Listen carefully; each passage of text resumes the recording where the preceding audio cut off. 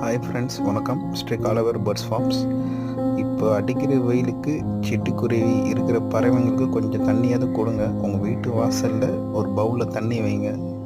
பாருங்கள், இங்கே ஒரு குட்டி வந்து அவங்க அம்மாவை வந்து எழுப்புது. அவங்க அம்மா இறந்து போயும் எழுந்து பாருமான்னு கேட்குது. அது பார்க்கும்போது நம்மளுக்கு கஷ்டமாக இருக்குது. இருக்கிற உங்கள் வீட்டில் கொஞ்சமாக மாடியிலையோ இல்லை படிக்கட்டில் அந்த மாதிரி இடத்துல ஒரு பவுலில் தண்ணி கொஞ்சம் வைங்க. முடிஞ்சால் கொஞ்சம் அரிசி போடுங்க.